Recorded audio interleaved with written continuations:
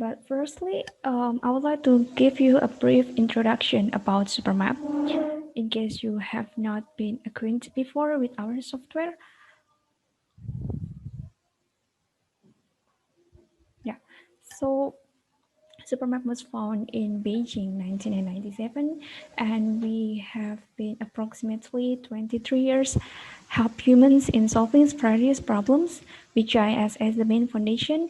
And also we have more than 4,000 employees that's spreading in all around the world, more than 1,000 partners that coming from the more than 30 countries. And also we have 38 branch offices and subsidiaries that's spreading in all around the world. And SuperMap has five main key technologies that was act as our main foundation uh, for our all products, including the first one is the big data GIS, and then the second one, artificial intelligence and GIS integration. And the third one is the three-dimension GIS. The fourth one, distributed GIS. And the last one is the cross-platform GIS. So first, the big data. So for the big data is we support to do the whole process of big data, including streaming data, storage management, spatial analysis, and also the data visualization. And the second one is the AI or artificial intelligence and GIS integration. So this will be our main topic for today's session. And for the AI and GIS integration, we support mainly provide three functions. The first one is the GeoAI. This is would be the main topic for today. And then AI for GIS, and the last one is the GIS for AI. And the third one, we have our capabilities in handle the 3D data and also do some spatial analysis and bring them not only for the desktop-based analysis, but also cloud-based analysis. And the fourth one is the distributed GIS. So this one is our new value. We just released these capabilities in the last our conference, namely GTC 2020. So we have our capability to manage spatial computing in more than one machine. That's why we call it a distributed GIS.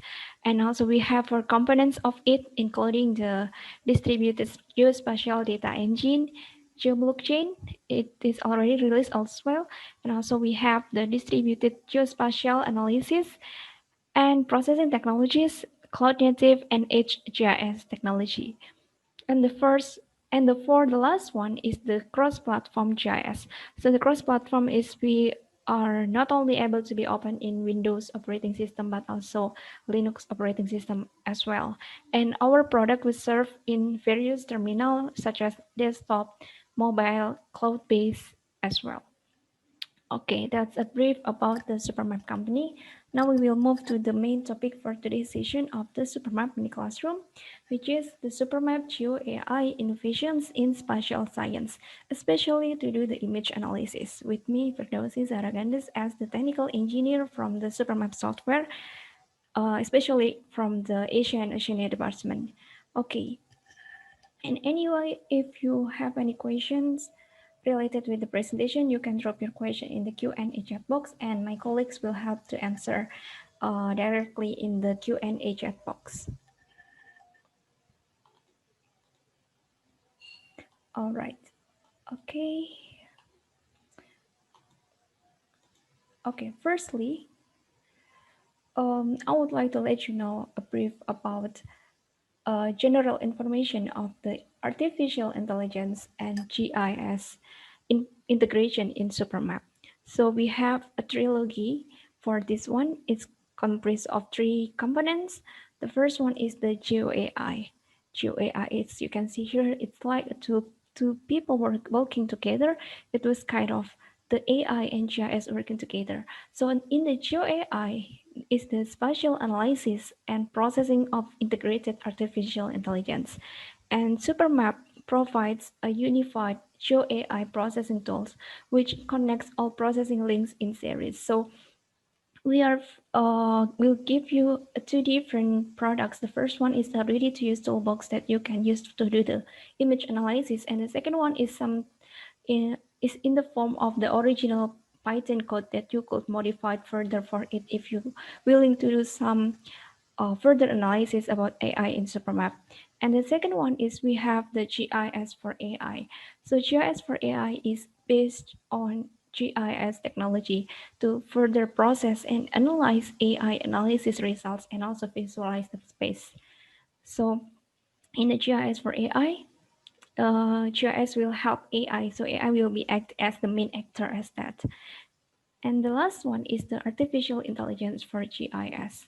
So in here, it's based on AI technology to enhance and optimize GIS software functions. So if you can see in this slide, I have put some more detail about each ability for each component, such as in the GeoAI, we have geospatial machine learning and deep learning, which is will be our main topic for today's session. And then we have also GIS for AI that the GIS itself will help you to visualize the result of your AI analysis. And the last one is the AI for GIS.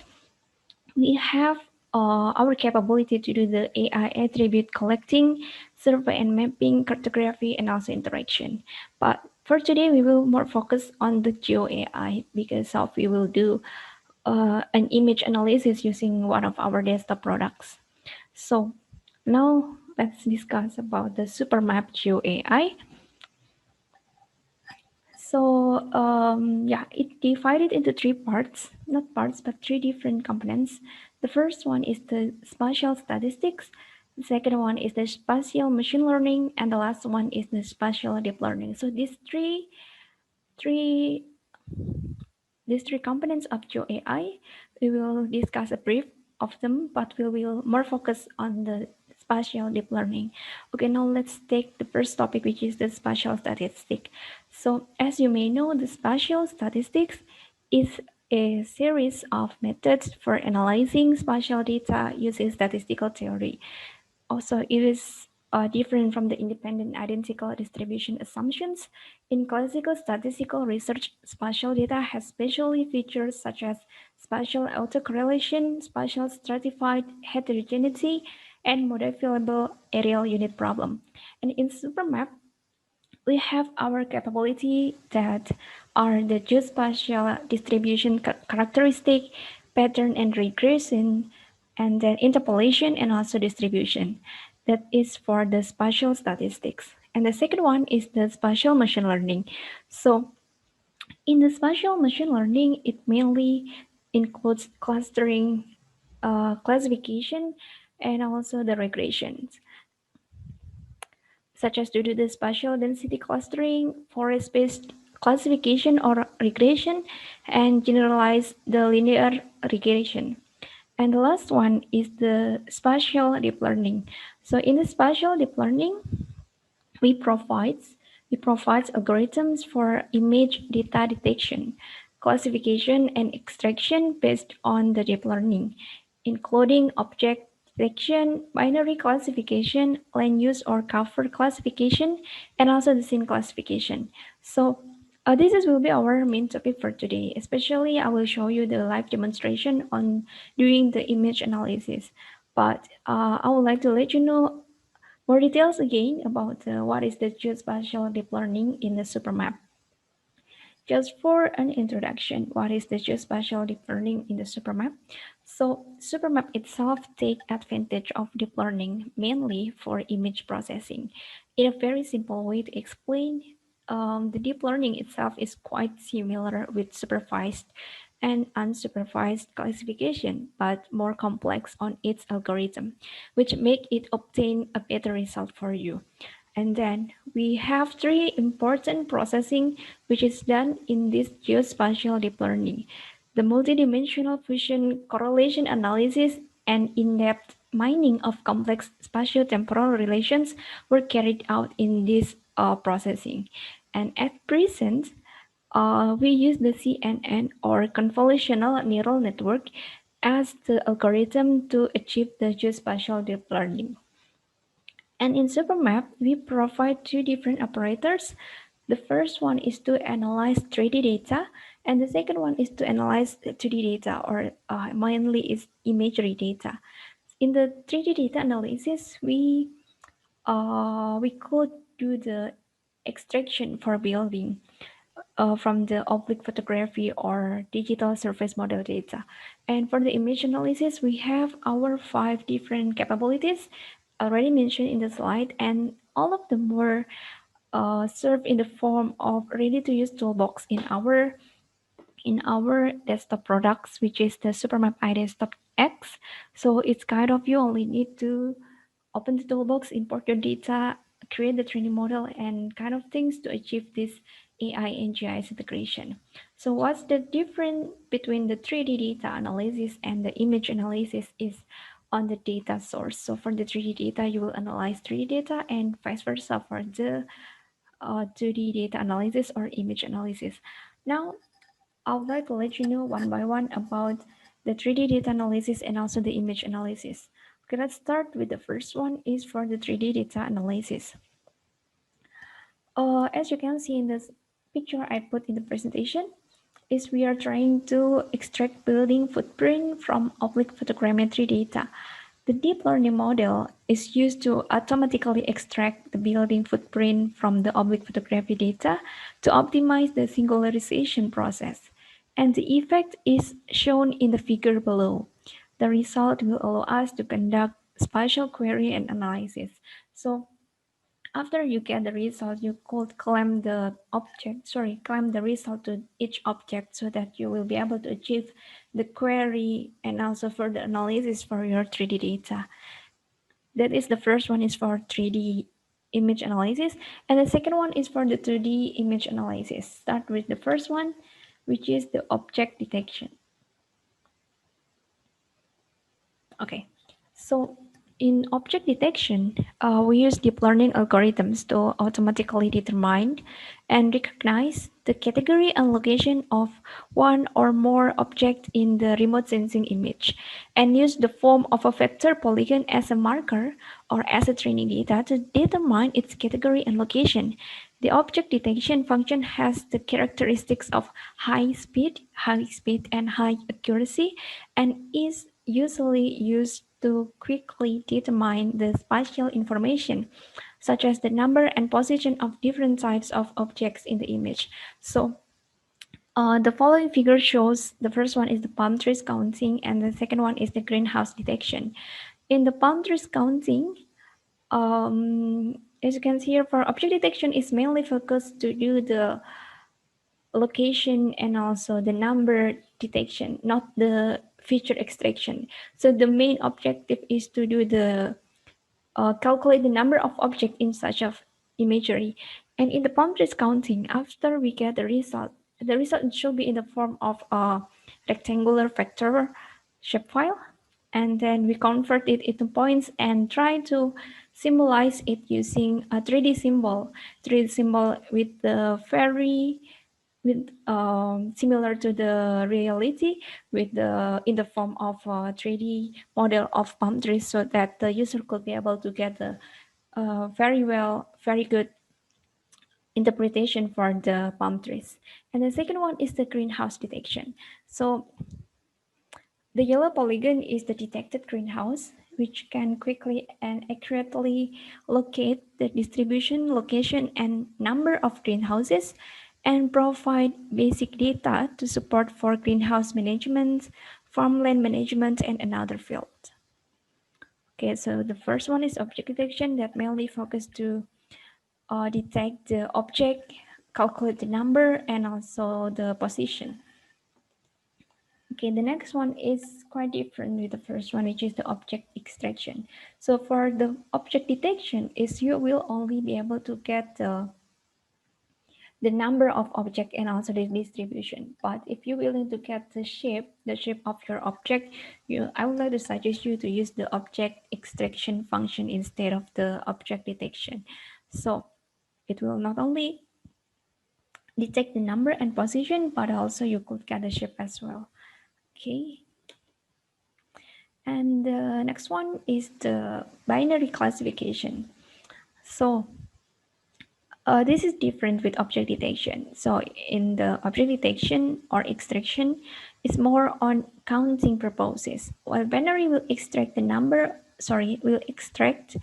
the object shape as the result. So we will but we only be able to extract one variety of feature. So binary classification uses UNet structure of deep learning algorithm to classify a certain kind of ground features in remote sensing image, and then determines whether the image pixel is interest category or uh, interest category, and generates binary raster data which values of 0 and 1. So where 0 is for non-interest and 1 is for the interest object. This case is one of the examples building footprint extraction from 2D imagery. The peach color one is for the building, and the white one is other object that detected not as a building. Okay, the next one is the multiple classification. So in the multiple classification, we could extract more than one feature class, but sure, it will take more time to execute. So land use or cover classification, as you may know, is a traditional remote sensing image interpretation task, and this function uses deep learning algorithm to classify a variety of ground feature elements in remote sensing image and determine the different feature categories of image pixels. So it's quite different, it's quite similar with binary classification. So multiple classification use neural network model to determine which type of interest each pixel in an image belongs to. And it is used for multi-type feature determination and calculate the location, boundary, and area of interest categories from the pixels. And the last one is the scene classification. So in the scene classification is to classify different remote sensing image in the database according to certain classification features. So the key to scene classification is lies in the extraction of image features. Extraction of image features. And the following figure shows the classification results of local climate zone scenes in Beijing. The red one is a dense building area on the right map, and orange is an open building area, green is vegetation, white is bare land, blue is water. So yeah, the one of the example is to do the local climate zone mapping. Okay, that's a brief of our six AI and GIS integration to achieve the GeoAI. So, but it will take so long if we discuss all of them. So for today, we will only focus for the image analysis, and I will show you live demonstration to do the object detection in a SuperMap. Okay. Okay, before we move to the live demonstration, I want to let you know regarding the software that we will use for today. So we will use only one product for today, which is the SuperMap iDesktop X, the latest version 10.1. But we will, sorry, not only one software actually, but we also will use another products that need to be connected each other. The first one is a desktop X. This is our desktop terminal products, and the second one is we have I object Python machine learning resource. So we will do a configuration at the beginning between this machine learning resource and also the desktop iDesktop X, or otherwise you will not be able to achieve the AI and GIS processing. And then we also will use the Minigonda 3 GPU. This is to support the Python environments in your computer. Okay, you could scan the QR code in the slide to download the iDesktop products. And don't worry, I will share the PowerPoints in the Drive link. You can access the link after this webinar. I will put the link in the last presentation. So don't worry about material to the material. And since the processing is quite advanced and need higher computer requirement, not as usual, so this I put the hardware recommendation. This hardware recommendation, I have two recommendation. The first one is the one that common used to do the AI processing, and the second one is the recommendation requirements. So At least you need to your computer. At least you need to fulfill the common requirements, especially the GPU card. It's supposed to not less than 6 GB, or otherwise you will not be able to obtain the result of the GeoAI. But if your computer is fulfill the recommendation requirements, of course you will get more better results. You will be able to do the processing faster and get a better result. Of course, this is for the hardware requirements. So we hope your computer is not under these requirements in order to achieve the GeoAI processing. Okay, now let's move to the processing step. After you have download all of the products, including the SuperMap iDesktop products, and then the machine learning resources iObject, and the last one is the Conda GPU for the Python environments. Firstly, before we start to do the processing, we need to do the zero step. The zero step is actually only kind of configuration. So first, you need to do the configuration between the machine learning resource. So after you download the SuperMap iObject machine learning resource, this one, the number two, after you download this number two products, the machine learning resource, you need to unzip it and then copy the machine learning folder into the directory file of SuperMap iDesktop X. And then you need to download the Miniconda 3 GPU. And after you download and unzip the folder, you need to do the further configuration of it. So first one is machine learning resource configuration. It's very easy. You need only copy the resource. This one, resource ML, this one is supposed to be from the iObject Python, and then copy this to the directory file of the iDesktop X.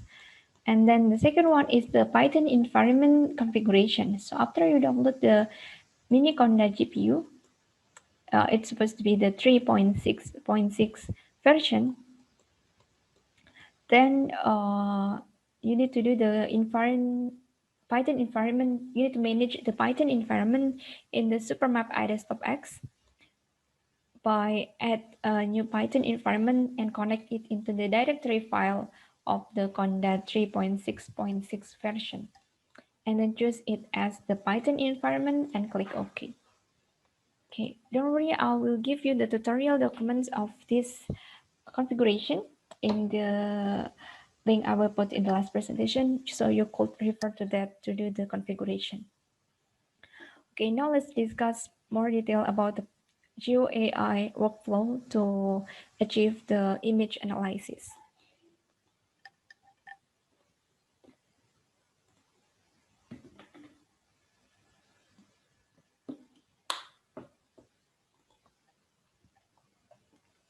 So in the SuperMap, in the image analysis in SuperMap, we have three processing steps. Start with the first one is the data acquisition and preparation. So here, the mainly activity we will done is to do the training data creation, because of the main concept of the machine learning itself is we try to train the machine to achieve our objectives, such as to do the object detection. So first we need to prepare the data to be trained to the machine, which is in the first process is data acquisition and preparation.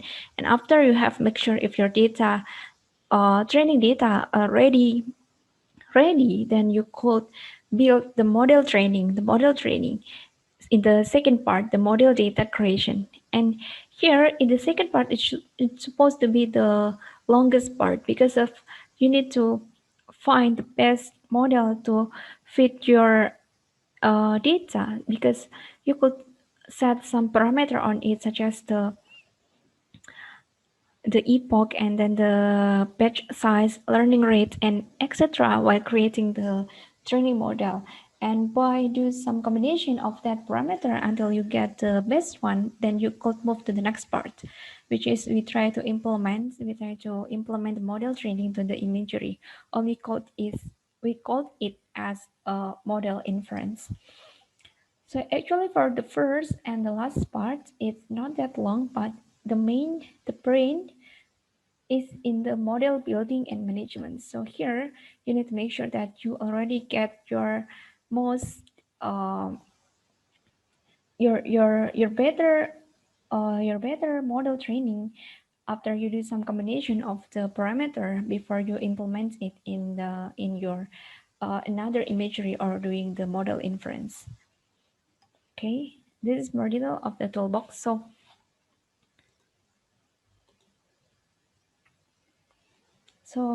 since we will use the SuperMap iDesktop X, so we will not do any code in this tutorial, but we will only use the ready to use toolbox in our products. It's kind of you only need to import your imagery and then do some parameter setting on it, and eventually you will be able to get your results. The first one is to create the training data. There is no much parameter will be set here, but in the model training creation, you need to set some parameters that will really affect your result, such as the epoch, the page size, the learning rate. These three parameters will really affect your model training. And model training should be the longest part of this processing step, and also it's kind of the brain of this AI processing, because your result will mainly depends on how successful you create the training model in the second part. And the last one is the model inference. So it's you only need to it's kind of you implement your model training to your imagery to do the GeoAI processing, either to object detection or maybe feature extraction, object extraction, and etc. So actually, if you remember that our capabilities for image analysis, we have the scene classification, we have the object detection, feature extraction, and etc. It has for the first and the second part, for all of the image analysis is the same. So for sample generation and model training, this is always be the first and the second part of the image analysis. But then, in the model inference, you will decide whether you are going to do the object detection or you are going to do the feature extraction, scene classification, and etc. Okay, I will give you a short um, explanation about these three processing steps before we move to the SuperMap iDesktop. So the first one is the data acquisition and preparation. So the data set that needs to be prepared contains image data and label data for the specific location of the feature you want to identify. For example, to identify building, you need the image of the target area and the label of the vector out, outline of the building. So that's for the building, but I put another example here, which is for the palm trees. So you need the first data you need is the imagery of palm trees itself, and also you need the label. So you need to do some digitization of palm trees in your imagery. No need to digitize the whole or so many palm trees in your imagery, but it need to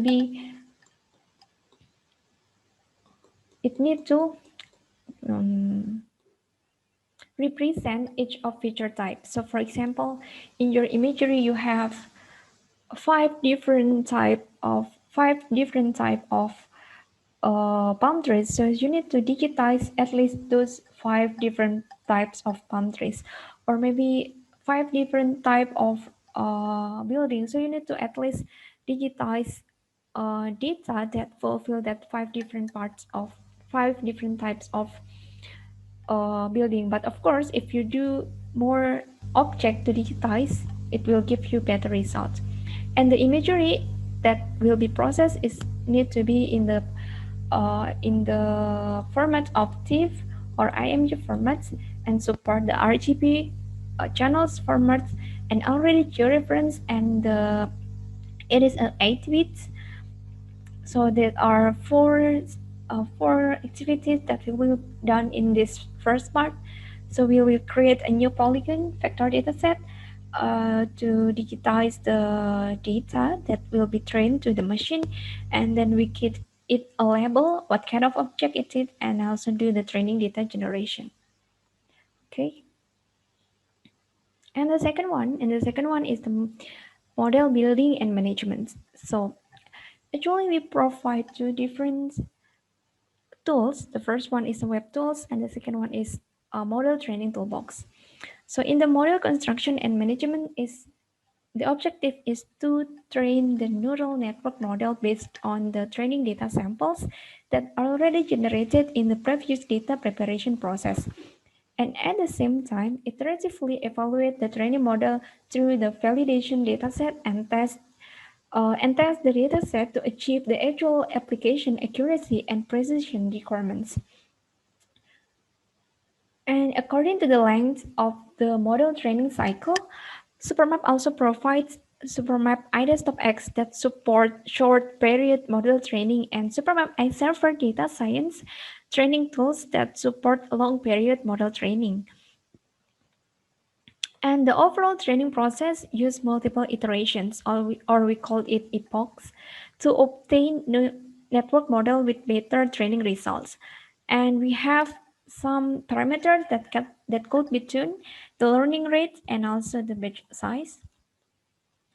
These three parameters uh, will really affect on your result. The epoch is this one is the iteration number, batch size, and also the learning rate.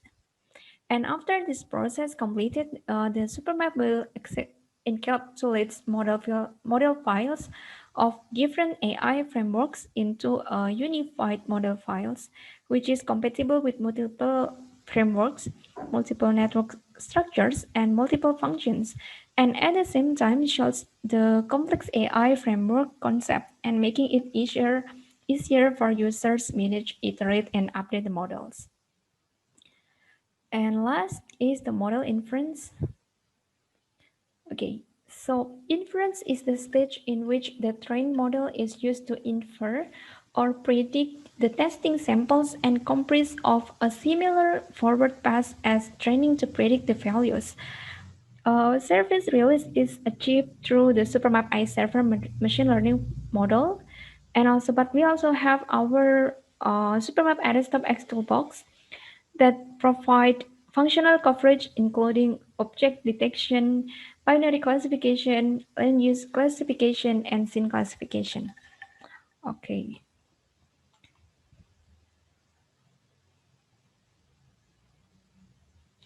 okay. So we will now move to the SuperMap iDesktop X.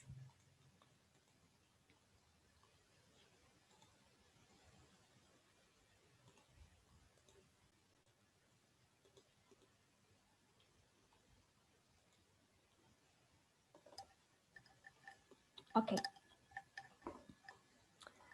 because of the limited time, so I will only show you the full processing step to do the object detection, to achieve the object detection. And here, have you seen the airplanes imagery?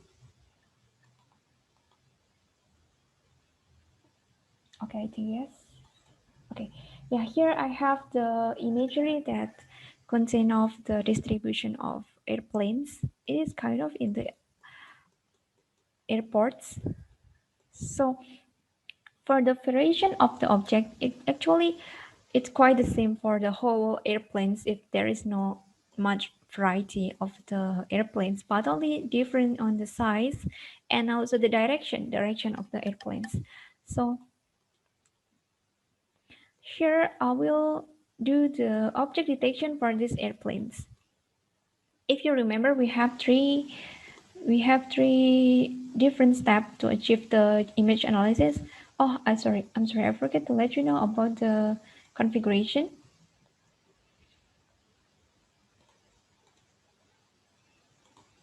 So first is you need to do copy for your machine learning resource to your machine learning resource to your SuperMap IDesktopX directory file. I will let you know about this.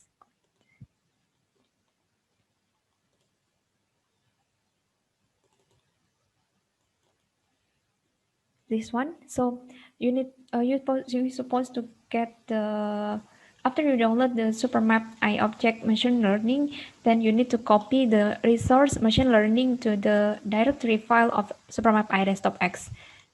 It was very easy. Just copy that, and if you open this folder, especially in the example data, you will be able to get some training data on it that do you can do some of you can do the processing by your own by using the sample data provided in the resource ml folder. And the second one is about the Python configuration. So in the Python configuration, if you go to the start and browse the Python, you could do the configuration by adding an existing environment. So we already provide you the Python environment. So you only need to connect to the folder of where you save your Python configuration and also the conda. And it needs to be the 3.6.6 version, or otherwise you will not be able to achieve because our existing environment is in the 3.6.6. And then after you connect it to the directory file of your Python environments, and then you select it and click OK, and you will get this visualization that the Python 3.6.6 was used to do the processing. Okay, the zero step already done about the machine learning folder configuration and also the Python environment configuration. Then we will create a training data for our imagery. So to do so, we firstly need to create a new data set, a vector data set. You could add new data source, maybe in case you are not familiar enough with SuperMap. So I will show you how to create a data source. So actually here I already opened my existing data source, so I will not show you, but don't worry, I will provide you the tutorial documents of it, and you could access it in the link I will attach in the last presentation. So I will directly show you how to add new data set. So in your data source, you could right click on it and click new data set. And to do the object detection, the label is used to in the format of uh, vector data, especially the region data. So you need to change the type into region, and you also could change the label, for example, label plain, and click OK. So here I already have the new dataset for the label plain, and here, but the data it has no coordinate system, so you need to define it first by right click on your dataset and then click properties. And in the coordinate system, you could do copy coordinate system from the existing data, so such as from the label data, oh sorry, for the plain data, the what is that, the airplane imagery is I save in the plain data source. So we will use we will copy the coordinate from the plane imagery. It is WGS 1984 Web Mercator. Click OK, and now we already defined the coordinate system of the label plane. If we do click in the label plane and properties and go to the coordinate system here, we already defined its coordinate system to be the same with the plane, the airplane imagery. And the next is we need to put it to this imagery. Or maybe I will let you know how to open the imagery. You could right click in your first. I will show you how to open the imagery first. Right click in the data set and add to the new map. here, and the label dataset that you have created previously is you could directly drag it to the main window.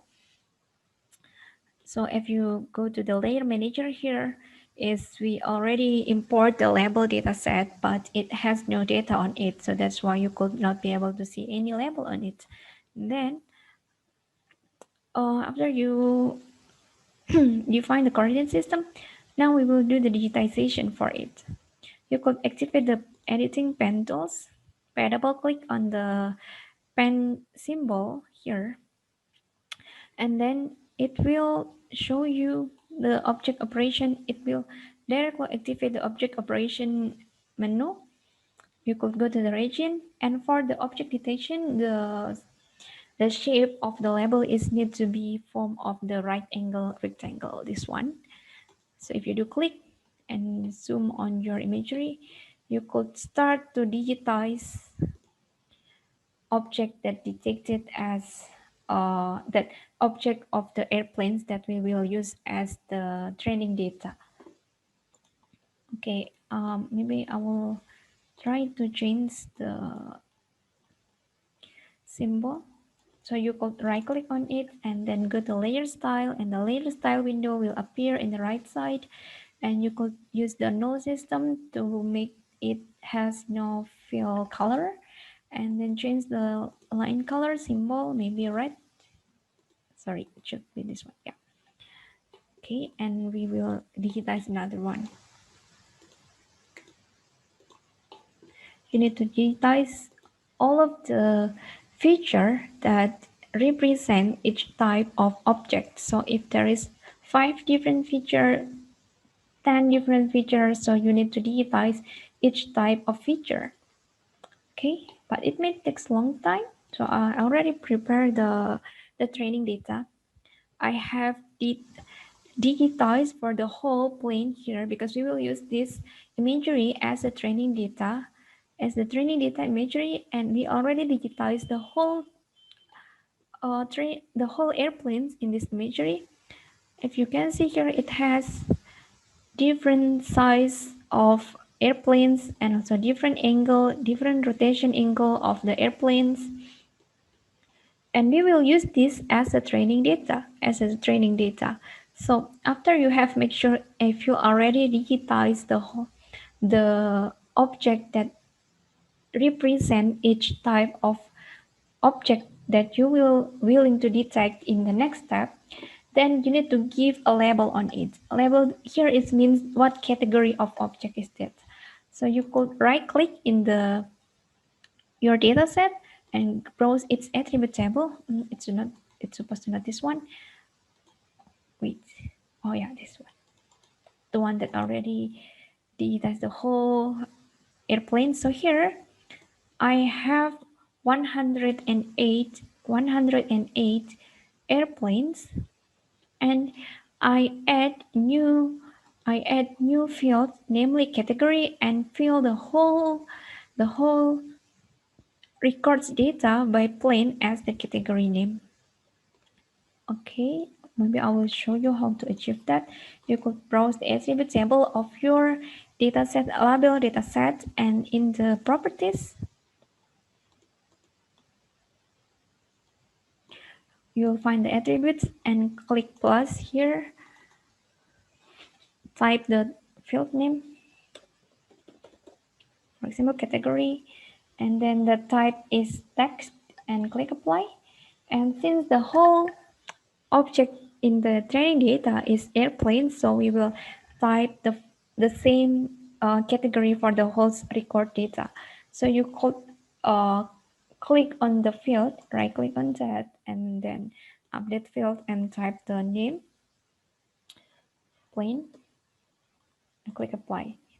And in case you are going to do another analysis such as the multiple classification, that of course you detect more than one object, here you will need to type a different value of category for each records data. So it depends on what you are going to detect. If you have more than one object to detect, and of course here you cannot be able to use the update field because it will update the whole field, but you need to maybe type one by one what kind of object is that. Okay. After you do add a new attribute field to define what object is that, then you could go to the next process.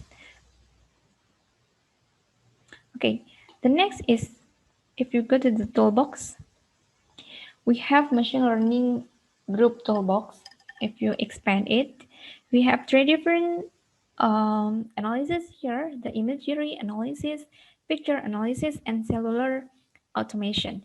We will use the imagery analysis, and we will create a training data. Okay, so first we need to do is create the training data. You need to define the sample image first. It's supposed to be the image of this one, the airplane imagery image, right? We already set it up. And then the second one is define the sample tag. The sample tag should be the label data that you have created by doing the digitization for the whole airplanes that represent each category of type of the object. So here we will use the label plane. Sorry, I mean the one that already completed the label one. This one as the sample tag. And in the picture size, so we need to set the number of rows of the cut image, and the unit is in the pixels.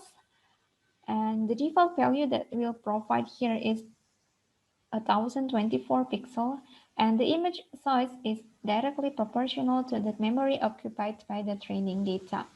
And here we will use the size of 512 for the rows and columns. So it depends on what in your data size. So if you have larger imagery, of course you maybe want to keep the larger number for the picture size. So it will also give you effect on your object detection result.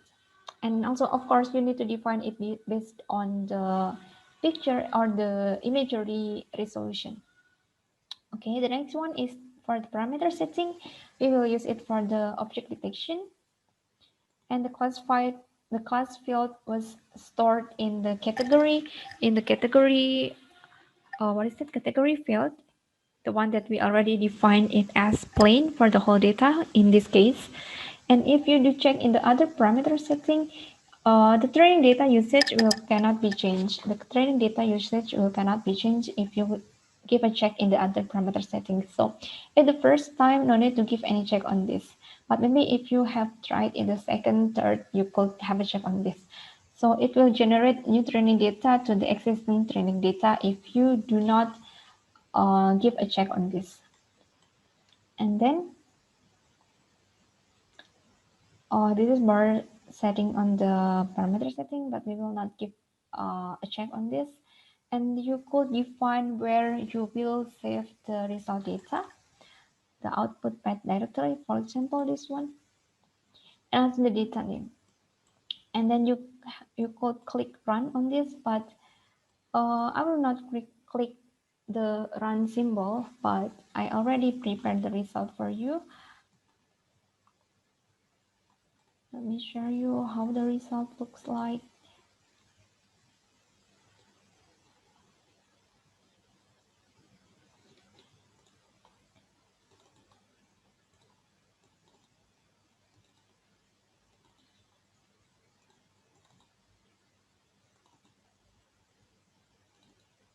It will give you this result. So after the process completed, you will get the folder name training data, or it is referred to the name that you have put in the previous part. And it will give you three different folder and also one configuration file in the extension of SDA. So if you have a check in the image here, actually, in this training data creation, is the software trying to cut the image, slice the image based on the picture size that you have defined in the previous parts. So since I define it as 512 pixel size, so the size of this every picture is supposed to be 512 by 512 pixel size. So then the software will do the object detection sequentially for each slice of picture that already cut based on the size you have defined in the training data creation step. Okay, so it divided into 81 pictures. So now we will go back to the SuperMap iris top X. Yeah. After you successfully do the create training data and already get the training data configuration file, the one with the SDA extension, then you could go to the next part, which is to create the model training. If you open this, what is that? This toolbox. First, you'll be asked to define the directory file of the training data. Here, the training data folder, and then select. And then you will be asked to do some setting for the parameter. The first one is the training model usage. We will use this for the object detection, so we will use object detection. And then you will be asked to add the training configuration file. So it's supposed to be the one with the SDT type file. It is already provided by SuperMap, so you only need to import it manually. Depends on what kind of analysis you are going to use. So for this time, we will use the object detection training configuration file. And then you need to set the first one is the epoch. So epoch is the number of the iteration number. So the larger the number, it will take you longer time to process, but mostly it will give you a better result. And then we have another parameter such as the page size. So this is the number of example from the training data set used to the estimate of the error gradient. And we also have the learning rate to be defined. So it controls how quickly the model is adapted to the problem. So the smaller the learning rate, it requires more training epoch, even the smaller change made to the weight each update. So you will need to do some modification or some combination number in this epoch, batch size, and learning rate to achieve uh, the most better result. And then the training log path. It's you only need to define folder you are willing to use as a log folder. You could create new, maybe I will create new folder, maybe log data, and then select just to keep the log information on it. And if you do check in the load pre-trained model, the box is checked if the user wants to use earlier generated model. So if this time is the first, so no need to give any check on that. And then, okay, you can define the output file, the output model path, for example, in this folder. Select and also the model name, and then you could click run on this. If you define more number of epoch, it will give you longer time to process. And oh, sorry, I forget to let you know that for the object detection, the learning rate is just to be 0.001. For the object detection is 0.001, and then you could click OK, click run, and wait until it gives you this folder. This one, the safe model. So this is the result from your model creation process. It will give you the .sgm file. This is the configuration file that we will use it for the model inference in the next step. To know how good your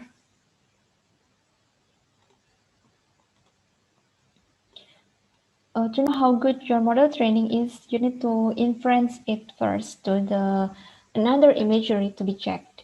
Such as, since here I have no other model to be checked, to be detected, so I will use the same imagery to be detected. So yeah, as you can see here, the imagery that I used to create the training data and also the imagery I'm going to detect is just the same. But maybe if you have your in a real case, maybe it's supposed to be implemented in a larger picture, larger imagery that have more than object in your training data. But here, just for this case, I will use the same imagery to detect the object. So after you do the model training creation, then you could go to the next step, which is the object detection. So in the object detection, first, you'll be asked to define the imagery you are going to detect the object. And then in the parameter setting, you will be asked to input the model file configuration file, the one with the .sdm format data, and click open. Click open, and then define the score of threshold. So the software will only generate the result that have threshold score more than the one that you define in these tools. So if I put 0.5, the object detection toolbox will only give you the result that is have threshold score more than 0.5. The one that less than this score will not be generated. And we also could define the NMS threshold. So in the object detection, the NMS is non-maximum suppression, and so the system will generate multiple candidate frames for the detection object, such as if in the object detection, the system will do some frame generation, such as for this object, it will not only create one, sometimes it will create another one with a different position and also different score number of NMS. So it will only generate the one with the NMS threshold more than 0.3, but you're also able to change the number of NMS here. And also define the result data where you will keep it. This is the data source you will use to define to save the result. We'll save it under the label data source and then click run. And after you click run, you will be able to get the result. Okay. With the first result I want to show you is the one with the specification of parameters I already mentioned previously. So it may not give you a very good result, such as this one. The software detects this one object as a several number of frames. And if you do check on the score of threshold of this frame,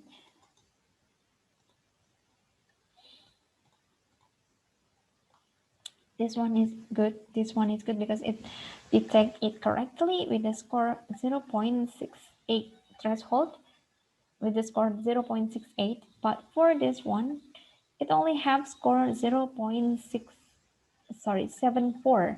So previously we set the threshold score as 0.5, right? 0.5. So that's why it will only detect, it will give you result for the whole frames with the score more than 0.5.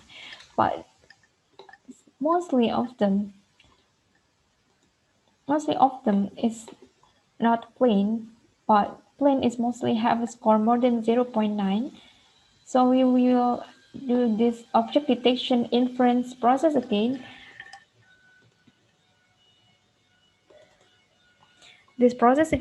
But change the score threshold number into 0.9, and in the NMS threshold we will change it into 0.2 because it actually there is no exact number for the threshold for the NMS. It really depends on your data, and you need to do some error and trying to achieve which one is the optimum number to get to successfully detect the whole or maybe mostly of your objects. So you need to do some training on that to find the optimum number. And if I click run, it will give me this result. So this result is with the parameter number of threshold 0.9 and the NMS threshold number is 0.2. It will give us a way more better result. But actually it's not really perfect, because such as in this part, it detects two plane as one object, but I think it is good enough. If we have a check on the attribute table, it counts 120 object of plane detect by using the previous combination of number for the threshold I have explained to you. But actually for the number of data itself, it's supposed to be 108. So we only offer detect 4 airplanes in by using this parameter setting we have put previous in the previous step. It's supposed to be 108, but we detect 112. So it's not too far, I think, and it's good. It's quite good enough for the combination of parameter we have set it when we have set up previously. So that's actually only that is for the object detection processing step. And I would like to remind you that for the first and the second part of this image analysis is just the same. You need to do the training data creation and training model creation at the first and the second part, and it will be different in the last part, whether you are going to do the object detection or binary classification, multiple classification, or another one. So, but I will want to let you know about another application for the binary classification. Okay, in the binary classification that I have explained to you is to extract the object, one object only, because it will generate two different uh, raster number, either digital number of raster, either 0 and 1. 0 if for the one of object that are not categorized as an interest object, and 1 is for the interest object. So this is the real data, and we're going to achieve the detection for the building that indicates by characterized by the roof. So firstly, we already digitize not the whole not the whole part of this building, but only a part of it. This part, and we already make sure if this part has represent each type of object in this imagery. And after that, we create the training data, we create the training model with some combination of parameter number, and after that we could be able to get the result. But the result will be different with the object detection, because in the binary classification the result will be in the form of raster data, and we then do the conversion between from the raster data to the vector data and got this result. This one with the one epoch, and this one is with the second epoch, the green one. The green one is way much better rather than the yellow one. It detects more clear for the object rather than if we only set the model training by 10 epochs. And yeah, of course, you could achieve more application of this imagery analysis by using this SuperMap iDesktop product.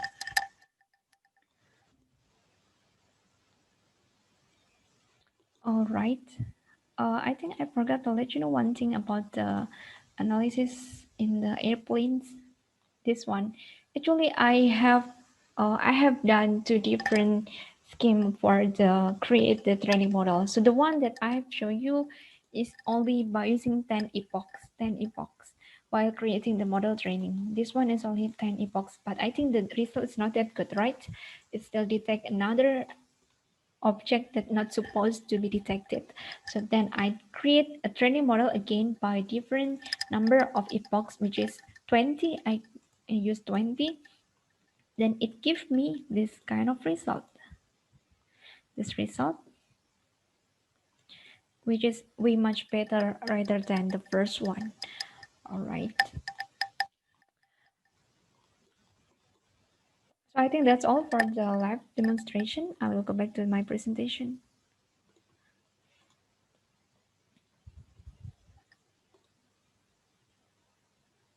So we have provided you the material to be downloaded in the link I have attached in this presentation by in the bit.ly/smc web material tool. You could download the material in this link. It's already included by the training data we use for today's session and also the PPT of today and the tutorial document that you could take advantage of that to do the image analysis by using the SuperMap products. And if you have tried by your own, you could submit your result to the link I've attached in this presentation also to the SMC web submission. This one SMC web submission, you could submit it to this link and we will send you the certificate of appreciation if you submit your results. And if you have further question related with my presentation for today, you could let me know by send email to my email at gandis@supermap.com. And you could scan this barcode to download the today's material. It already just the same with the one that I put as the download material link. You could do scan on this. And regarding what someone is asked about the training, the trial version. So for the trial version, you if you download the products in our software, by the link I put in the wait.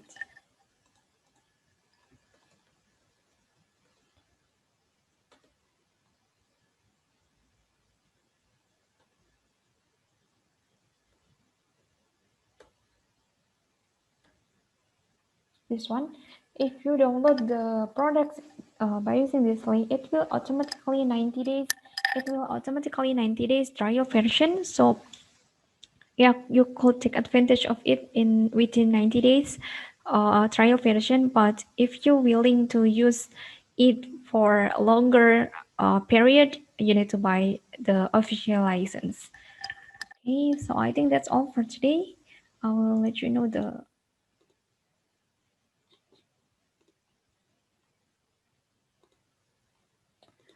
this slide. So yeah, thank you for your attention. Thank you so much for watching this SuperMap mini classroom. It's supposed to be the last mini classroom webinar for 2020. Thank you so much for attending, and don't forget to download the material and submit your results so that you will be able to get the certificate from us.